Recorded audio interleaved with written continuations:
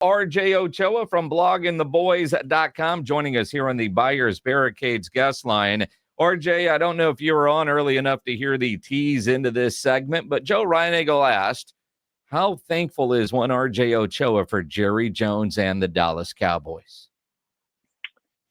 I'm eternally grateful. I mean, I'm able to put food on my table and a roof over my head because of the empire that he and they have built. It's not lost on me that a lot of the points of criticism I offer, while I feel are objectively founded and rational, still are directed at them. And so they exist to make a lot of money for themselves. And I think I make a lot of money, but, do enough to get by and feel happy and like a strong contributing member of society. So I am very grateful. That's just the time of year to be such. Well, and that's what, it's Thanksgiving time and it's the time to be grateful. So I was just curious, and I didn't really even throw in the Dallas Cowboys. It was more just a Jerry Jones. Are you grateful for Jerry? I think that, I've seen a lot of tweets. I know this is how you guys talk in your text message thread back and forth with one another that are like Jerry cooked, with these trades and things like that. And let me just say that this all could work, right? Like, and define work however you want.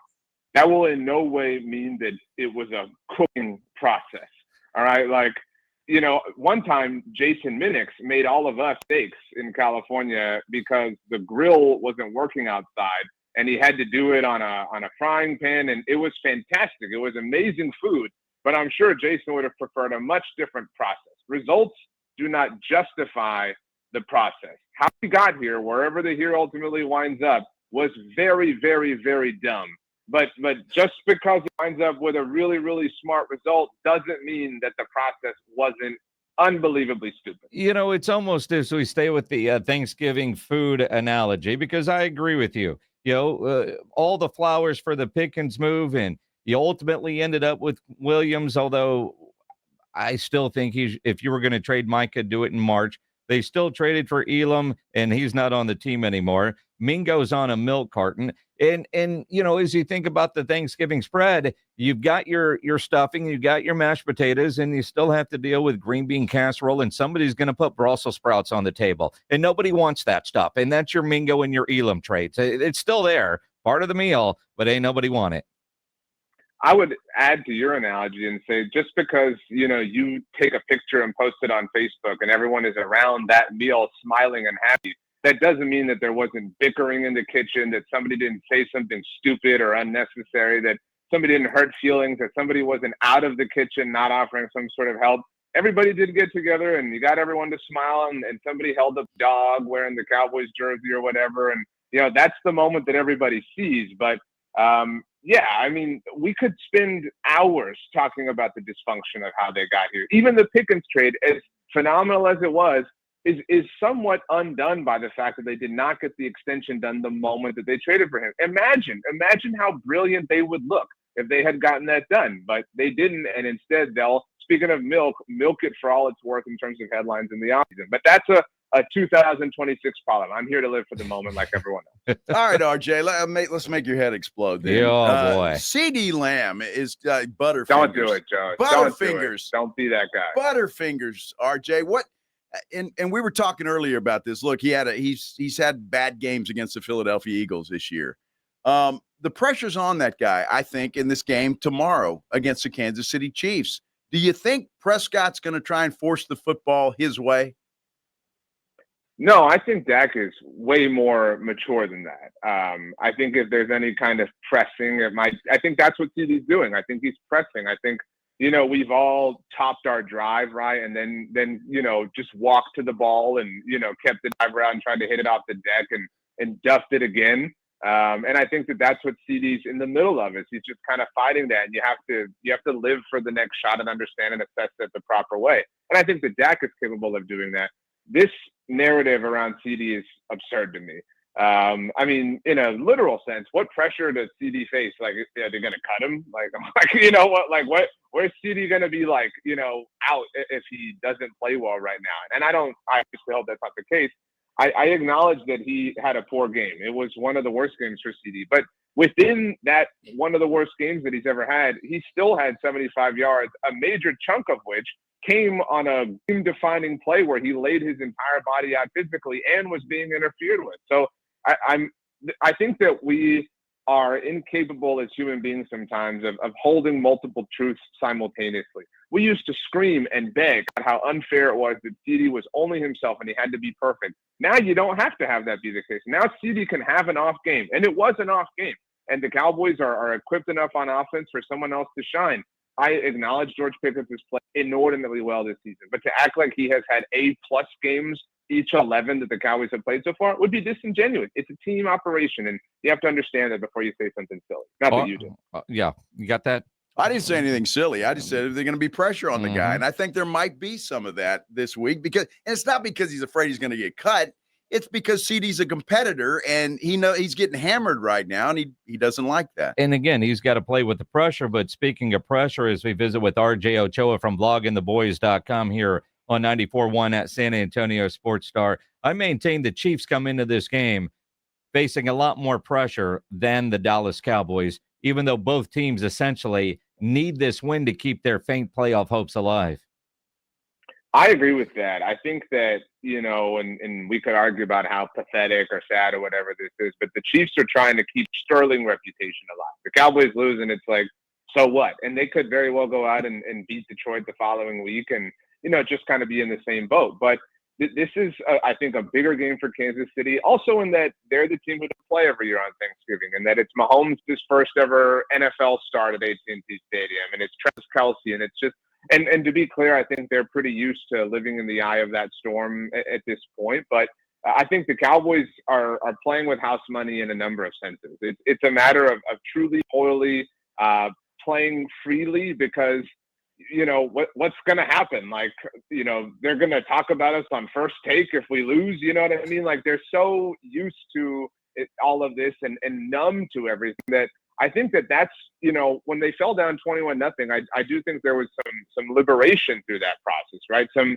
like, hey, if we win, it's a miracle. If we lose, we're the same old losers that everyone says we are on an annual basis. And so I agree completely that Kansas City's facing way more pressure. I think the Cowboys are going to win. I've picked them to win this game, and I think that the foam hat dudes are coming out strong on Friday morning. Well, they're coming out strong. But look, I will say this: if Cowboys win tomorrow and then somehow go into Detroit and win that game, you look how the schedule's played out. It was a gauntlet at the beginning of the year. Now there's some teams that aren't so good that we thought might be a little bit better. It wouldn't surprise me if this team somehow, some way snuck into the playoffs. Yeah, I said last Saturday afternoon that I thought they had to win 2 of their next 3. They've obviously, won 1 now. They got split Kansas City and Detroit. And so you're right. If they win tomorrow, they've already accomplished that and then can maybe even sweep that little run. And then they've got to win 3 of their final 4. And early in the season, I would have been skeptical of the Vikings game, but I mean, goodness gracious, they're, just trash right now. The Chargers, you can never rely on. And then I think we all think that they'll easily win on the road against Washington and the Giants. So you're talking about this kind of comes down now to a point of, if you remove what I said, it's now win 3 out of these next 4. So take 3 between Kansas City, Detroit, who looked really bad last week, outside of saving the game in overtime, the Vikings, who are terrible, and the Chargers. And if they win tomorrow, I think we, to your point, believe that it is actually very possible. Now, to be clear, they could do all these things and still, be outside and looking in. That's what happens when you start 3-5-1. But I do think that would really change the narrative entering the offseason, which would, not to call them offseason champs or anything like that, but they began off seasons with just such clouds above them over the last several years that it would be nice to kind of have some sunshine over the course of a few months before next season starts. It's funny because we probably shouldn't be looking ahead. Minnesota, I agree with you. The Chargers, you don't know what you're going to get. I'm actually a little concerned about Washington and the Giants at the end of the year because Jaden Daniels might be back for Washington, a Christmas Day game on the road. And if Jackson short week, I get it, but and it's Washington and they're having a crappy season. And just like Cowboy fans in a bad season, if you beat those guys, it doesn't feel as bad. And Washington will have that same mentality, and Dan Quinn against his former team. I don't know. I just don't look at those two at the end as gimmies. And you still have that gauntlet. And in Kansas City, I agree. It's a winnable game because Kansas City isn't what they were coming into the year, what we thought they were. And this Dallas team and the Raiders game, it was the Raiders. Philly showed us all something.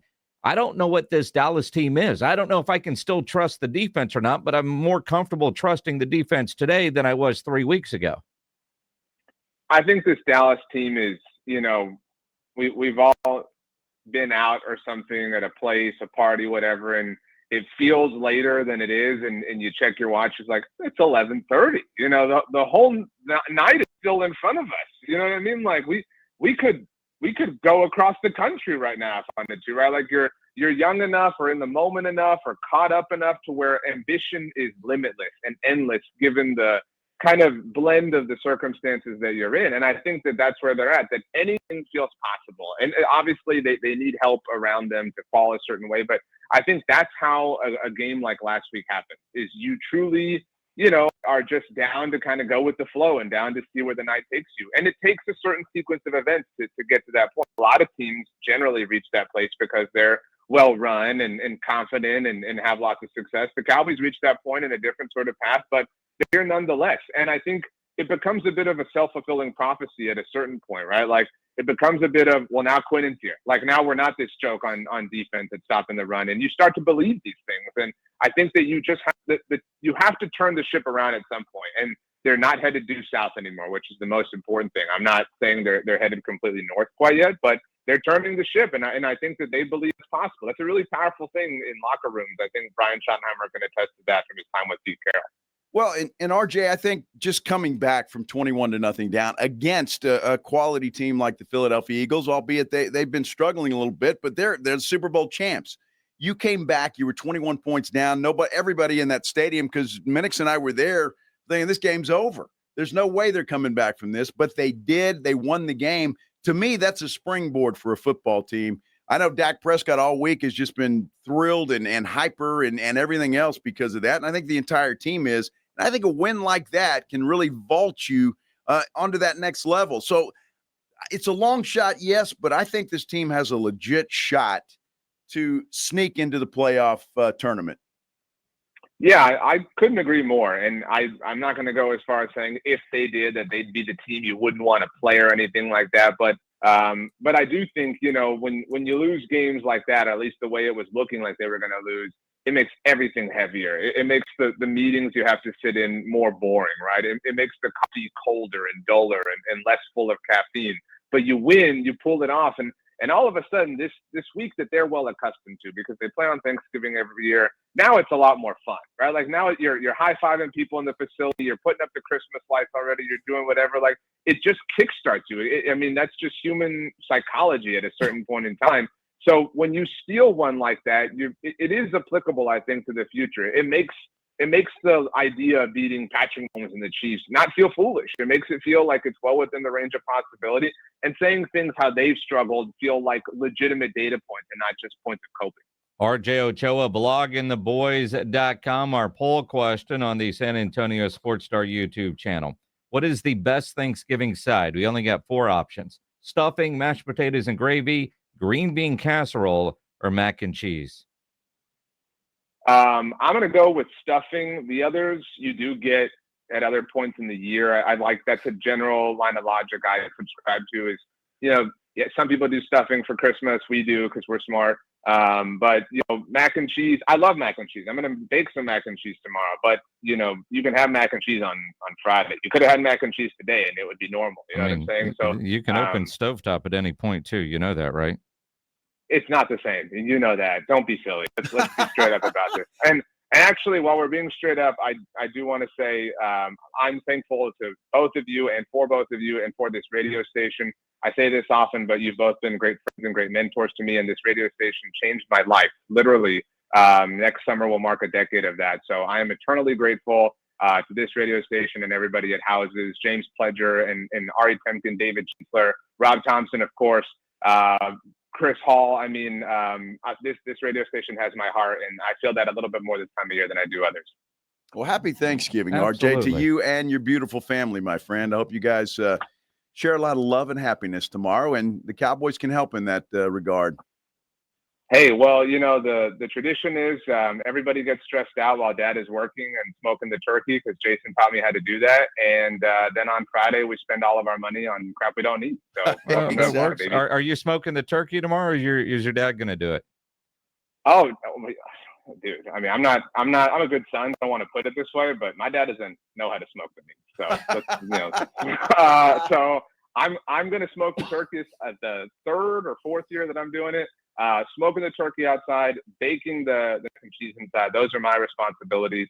I did fight the grocery stores today, and I got 2 pecan pies that I'll take credit for as well. Pecan, if I'm sounding like one of you two. And yeah, I'm looking forward to leftovers and the elastic waistbands on my shorts and stuff, judging me for the next 10 days. I got a brisket going right now, RJ, that is cooking at my house in my Traeger right now. For tomorrow? Yes.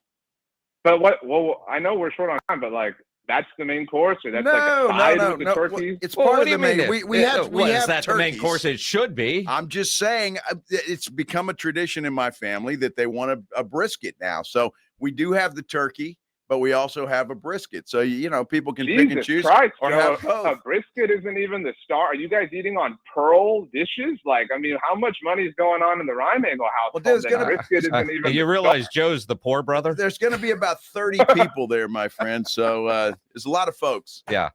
Well, post a picture of the smoke ring, please, on Instagram. You got absolutely. And you know, my Thanksgiving dinners, whatever they've got at the concession stand there Chili at Jerry dog. World. Yeah, I'm going for that Frito pie dog.